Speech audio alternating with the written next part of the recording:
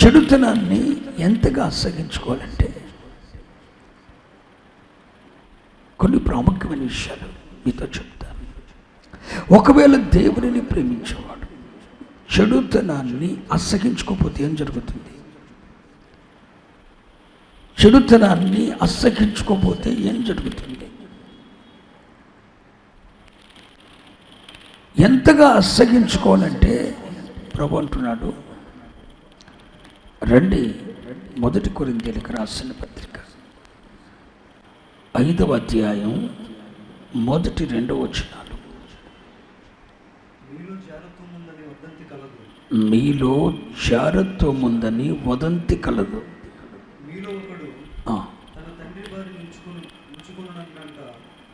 మీలో ఒకడు తన తండ్రి భార్యను ఉంచుకున్నాడట. అట్టి జారత్వము అన్యజనులలోనైనను జరగదు. ఇట్లుండియో మీరు ఉప్పొంగుచున్నారే కానీ మీరెంత మాత్రం దుఃఖపడి ఇలాంటి కార్యము చేసిన వాడిని మీలో నుండి వెలివేసిన వారు కాదు. అర్థమైందా మీకు? దేవునిని ప్రేమించు వారులారా, మీరు చెడుతనాన్ని అసహించుకోండి. ఎంతగా అసహించుకోవాలంటే, ఒక రోజున పౌలపుస్తలుడు ఈ కొరింథీయులకు ఉత్తరం రాస్తూ 5వ అధ్యాయం 2వ వచనంలో, వారు ఆ కొరింథీ సంఘంలో ఉన్నవారు దేవునిని ప్రేమించేవారు, దేవుని చేత పిలువబడిన వారు, సువార్తకు అప్పగించబడిన వారు, రక్షింపబడి నూతన జన్మ అనుభవం పొందిన వారు, పరిశుద్ధులని పిలువబడిన వారు. కానీ వారిలో చెడుతనం అసహించుకునే స్వభావం లేదు.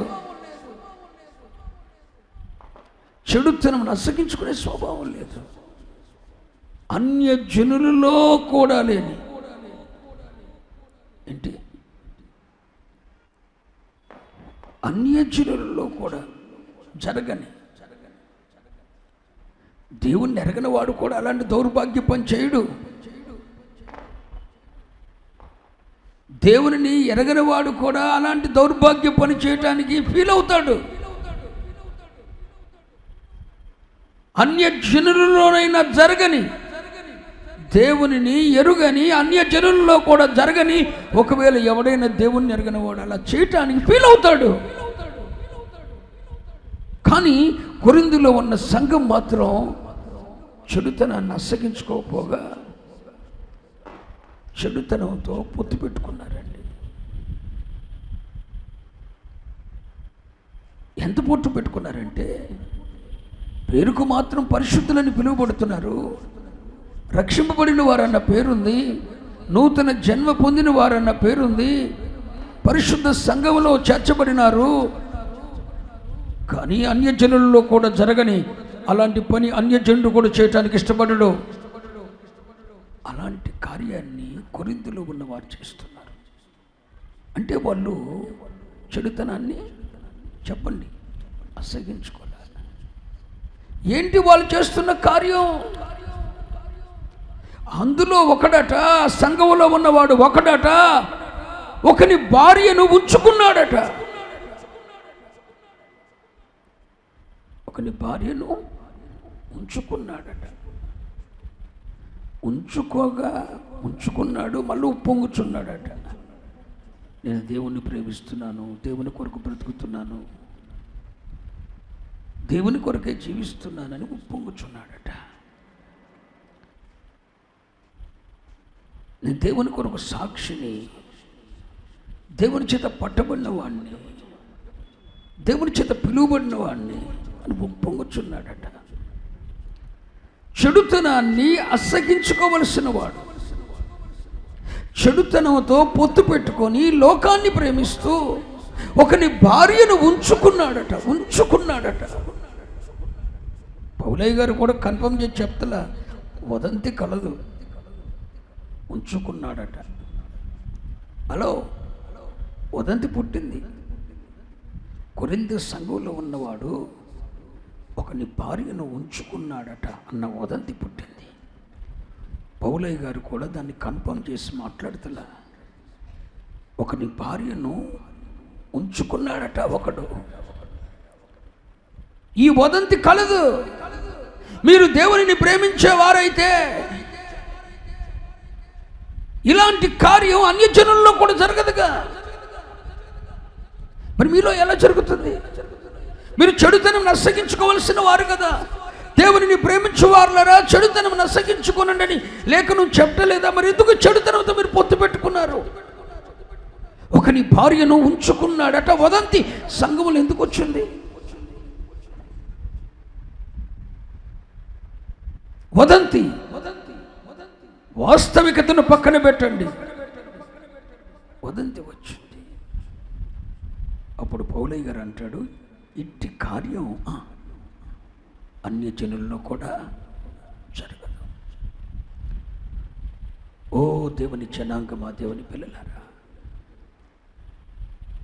దేవుని చేత పిలువబడి రక్షింపబడి నూతన జన్మను పొందిన వారులరా, నీలో జరుగుతున్న కార్యాలు, నువ్వు చేస్తున్న కార్యాలు కనీసం దేవుని ఎరుగున అన్యజనుడైనా చేయటానికి ఫీల్ అవుతాడుగా.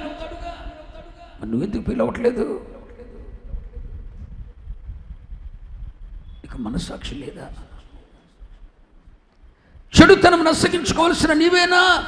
అన్యజనుల్లో కూడా జరుగని, అన్యజనులు దేవుని ఎరుగని అన్యజనులు కూడా అలాంటి కార్యం చేయటానికి ఆలోచిస్తారు. అయ్యో తప్పు కదా అంటారు. వాక్యము తెలియని వారు కూడా అలాంటి కార్యం చేయడానికి ఇష్టపడరు. మరి నీవేంటి? చెడుతనం నశగించుకోవాల్సిన నీవు అన్యజనుల్లో కూడా జరగని కార్యాలు నీ జీవితంలో జరుగుతున్నాయి. నీ చేతులు అక్రమ సంపాదన సంపాదించడానికి అలవాటు పడ్డాయి. నీ శరీరం పరుపు వృత్తి చేయడానికి అలవాటు పడింది. రూపాయి కోసం దేన్నైనా తెగిస్తావు నువ్వు. కానుక పెట్టిలో డబ్బు కూడా తీయటానికి నువ్వు వెనుకాడో. ఇస్కరియోతు నువ్వు.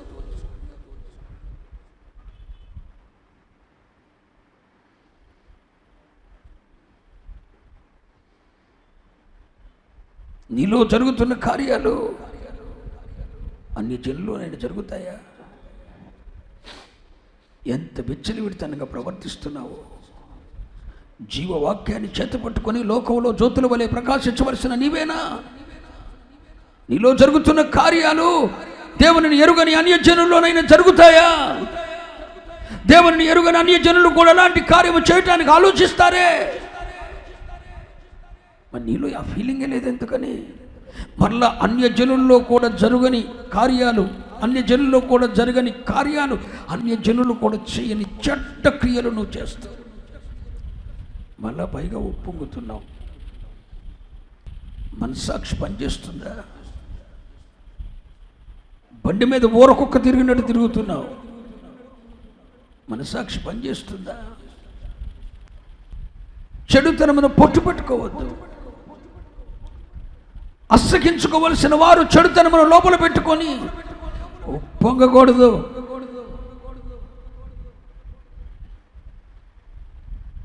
మానసిక వేదనతో నలిగిపోవాలండి. మనోవేదనతో తల్లడిల్లిపోవాలండి. ప్రాణము తల్లడిల్లునంతగా దేవుని సన్నిధిలో ఒరిగిపోవాలండి.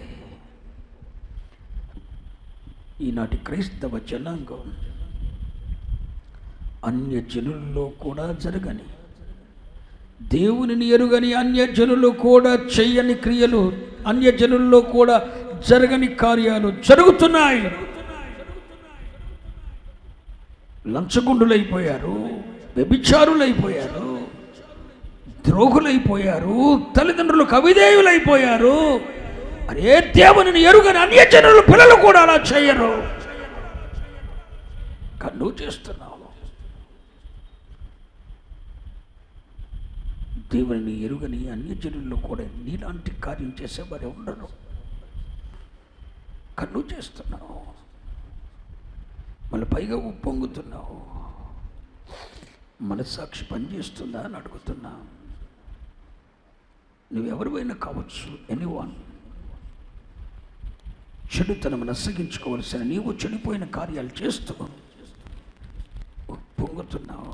పౌలయ్య గారు అంటాడు, కొరింథీ సంఘమా, చెడుతనము అసగించుకోవలసిన మీరు చెడుతనమును పొట్టు పెట్టుకొని అసగించుకొని అన్యజనుల్లో కూడా జరుగని, అన్యజనులు కూడా చేయటానికి ఫీల్ అయ్యే దౌర్భాగ్యమైన క్రియలు, కార్యాలు మీరు చేస్తూ ఉప్పొంగుచున్నారు. అలా చేయకూడదని చెప్పి ఈ కొరింథీ పత్రిక 5వ అధ్యాయాన్ని రాశాడు.